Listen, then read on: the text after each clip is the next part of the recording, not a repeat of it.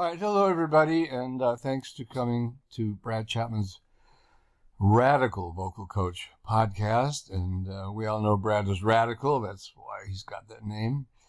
Anyway, so we're going to be talking about things that you wouldn't necessarily think a voice teacher would be talking about. And part of that is having guest Frank Greenfield with us today, who's a very successful two-time nominated Grammy winner. Well, pop music is, again, sometimes it's two or three chords, just played a certain way, played with feeling, played with conviction. And way back when I got into guitar at a young age, I was, of course, Hendrix, maybe, I don't remember how old I was, 10 or 11. There was something that he did with the guitar that was very new.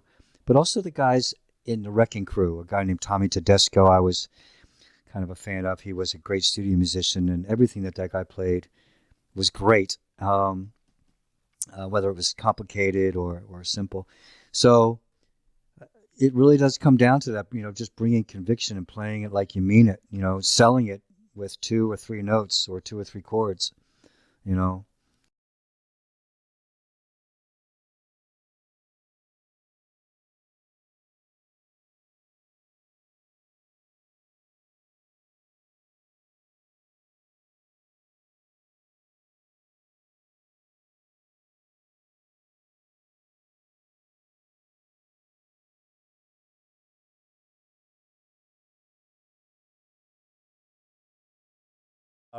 Glover started his career in 1982. He began working as a recording and mixing engineer. That's a long time. Kalik worked for Lion Shares under Kenny Rogers. So he owned it? Is that the story without going too far into it? Kenny Rogers, the country music star, owned Lion. He created Lion Share Studios. He bought it. I think it used to be ABC Dunhill or something like that. And then somebody else had bought it, and then Kenny bought it and took it over. Later on, Babyface bought it. Yeah, but it was one of the top 5 studios in the world at the time. I was very, very lucky to get that gig. It was accidental. Yeah, I was there in the 80s. It's a beautiful place. Okay, then he joined Wings West Studios, where Kalik worked under Jeffrey Osborne. Now, did Jeffrey Osborne own the studio too? Yeah, that was Jeffrey's home studio. Wow. I worked with Jeffrey at Lion Share many times, and we just got along well. He liked my work ethic, and when I decided to go independent in 86, I guess it was somewhere around that time, and I left Lion Share, he had just built his studio based off of Lion Share. He had the same designer come in because he loved studio being Lion Share, so he had Wings West built almost exactly like it, and he had an API console in there, which I loved, and then I went to work with him for many, many years. Yeah, Jeffrey Osborne came to our studio as well when I was with Seth Riggs. Yeah. And then Dave Hampton's used to always come out. Yeah. I'm sorry, what did you say? No, I said Seth used to always come out there too, as well with Jeffrey. Yeah. Seth's a great guy. Anyway. Okay, so, and then Dave Hampton, I know Dave. I don't know what Matt Corporation was. That's M.A. That's his corporation. It stands for Me and the Kids. M-A-T-K. Okay. That's his corporation. So you're engineering consultants, is that? Well, me and Dave have been, we've been best friends since then, around that time too. And pretty much once we hooked up, if you saw Dave, you saw me, or if you saw me, you saw Dave. It was how we were for many, many years. So we were both on a lot of the same projects, or got each other on the different projects. I got him on Michael Jackson. He got me in on Justin Timberlake and Prince and stuff like that. What a nice man. Yeah, that's my boy. So Hancock Music, what was that? No, you said ColecoVision Music. That's Herbie Hancock's studio. Oh, okay. All right. Yeah. I think we were in Hancock Park, Seth Studios. That's Herbie Hancock's studio at his house. I worked with him for several years too. Oh no, that was Chick Corea. Never mind. Okay, and those 2 years of that, and then Prince. And that must have been quite a trip. And I know you talked about his death. That was tough for you. really tough on you. Yeah. It was very much a surprise. It was really tough on Dave too, because, we all got a chance to interact with him in different ways and everything, and but him and Dave became very, very close. So it was very, very, very tough on Dave. Nobody expected it, and a lot of the other people. It just came so much out of the blue. Yeah. Well, I don't know much about it, but I hope you didn't suffer. I guess if you do know a long time before it's going to happen, sometimes there's suffering. So. Yeah.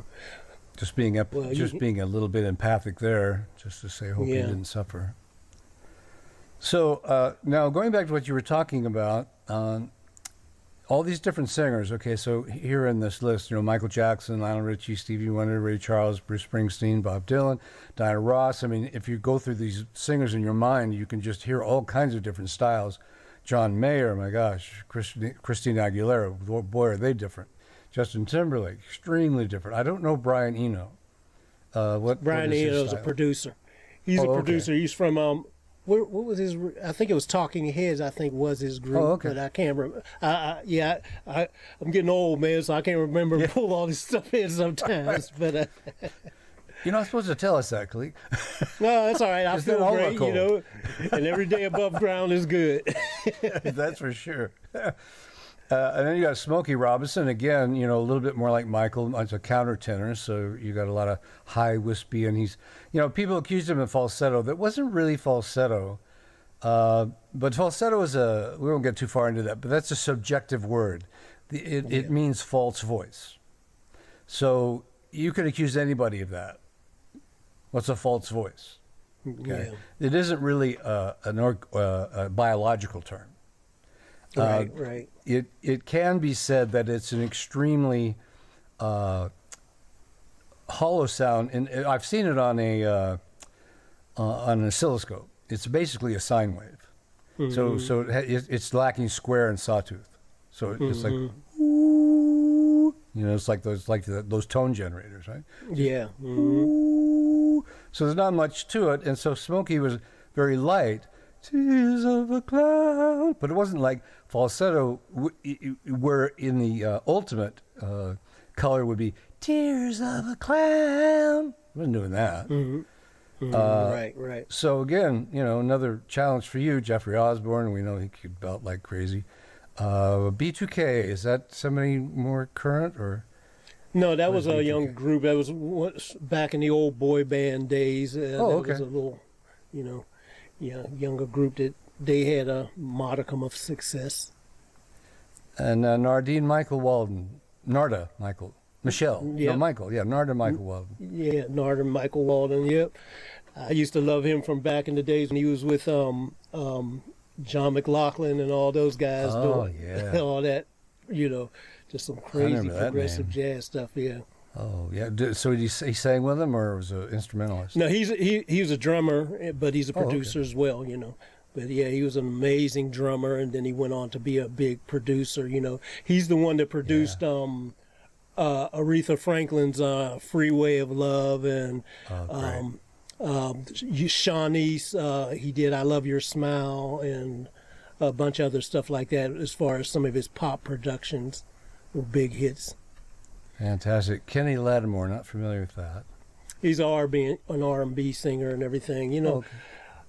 He's very great singer too. I was with Kenny Lattimore. Interesting. I was working with Kenny Lattimore at the time. I'm going on the road with him. I was doing live sound, which, quite frankly, I suck at. But every now and then I got it good. I just determined that I tried it and everything went out there. But it worked for him pretty good, and he liked it. But we went to New York. We were supposed to play at the Apollo Theater on 9/11 2001. Oh, wow. So I'm waking up at 9 o'clock in the morning or whatever, and I turn on the news and I look out on the news, and then I had a corner window in my hotel room, and I looked out and saw all these flames coming up from the World Trade Center right out my room and everything, looking on the news, then being there watching it, then suddenly, I was telling everybody, y'all seeing what's going on, and And then we saw the second plane go in, and it was a trip. And we were stuck in New York. They shut down everything, and we couldn't figure out how to get back to LA. Finally, we ended up getting a limo to drive us across the country for 3 days, the whole band and everything. There was a lot of different people that were up there then. We were trying to get on other people's tour buses and everything. Nobody was having it. So we finally ended up going 3 days back. But yeah, I was right there seeing that right at the moment. So people love those stories. What a colorful life. Man, For people who don't know about Thelonious Monk, what an artist. I've heard jazz people talk about him like more than a god. What was your involvement with him? No, I didn't work with him. Yeah, I just worked when I was working with Herbie Hancock. Herbie is like he was one of the head on the advisory committee for the Thelonious Monk Institute. So we would do things with their students and stuff like that. Because Herbie was sponsoring things like that. So that's the only way with that. But we don't have to go through all that, because a lot of those things are just kind of side stuff, I do want you to repeat a story though that you told me about. She's along the same kind of vocalist as Aretha Franklin. She's a coloratura. Patti LaBelle. Saying Lady Gaga. Patti LaBelle, yeah. Patti LaBelle, thank you. Yeah. How you had to record her one day. She walked in and what you had to do because of the way she was singing. I don't know if you remember the story, but you turned on the just to remind you, you turned on the, you always bring in compression. I mean, it's just whether we go into that area or not. She told you to turn it off, as I recall. Yeah. Patti LaBelle and all those old school singers that are really good, they know how to control, because like I said, before a lot of these things existed, you had to do it with your performance. So, that's what is really, that really is a secret sauce that is being lost. Everybody relies on the equipment to control them, but they learned how to do it, like I said, at the source, record to mix. And so, working with somebody powerful, like when I was recording Patti LaBelle, I had to adjust. First of all, I was very nervous. A legend coming in. And she was just a sweetheart, and if you want to see heaven while you're on earth, to have Patti LaBelle cook dinner for you.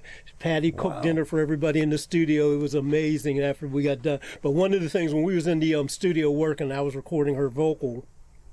She was singing a song, and it was very dynamic. So she started out singing very sweetly, and she's Patti LaBelle just has that wonderful voice. But then she belted out. She could do anything, and then she just started belting out with this. I had preset everything and thought I was cool, had a little headroom and everything, but she was so powerful. She pinned the needles, she knocked the compressor back.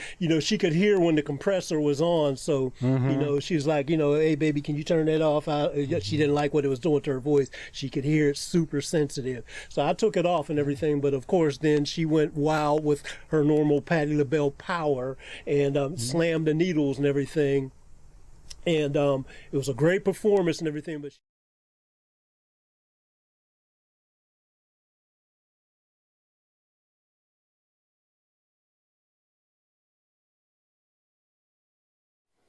this is the disservice a lot of times that technology brings. You're talking a lot of technological things that have nothing to do with capturing it right in the front end.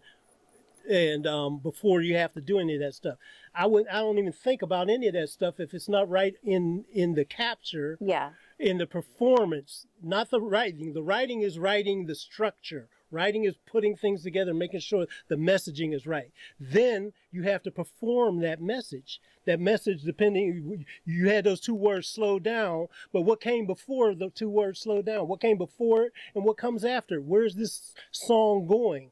That's going to determine a lot about what goes into that type of thing. And That to Yeah. me is on the front end of the performance. I would never try to do that with technology at the end. There's no EQ that can make that right. There's no melodyning that's going to make that right. You can just fake it and put it in there, but ain't nobody going to feel it. Nobody will buy your music. You'll never break through because you have to get it on the front end where what you intended people to feel is baked into what was actually captured. And then you use the technology to enhance and lift that part up. But if it's not in there in the beginning from how it's approached, all that other stuff is not going to work. It's just going to be, icing over top of something that's nasty underneath.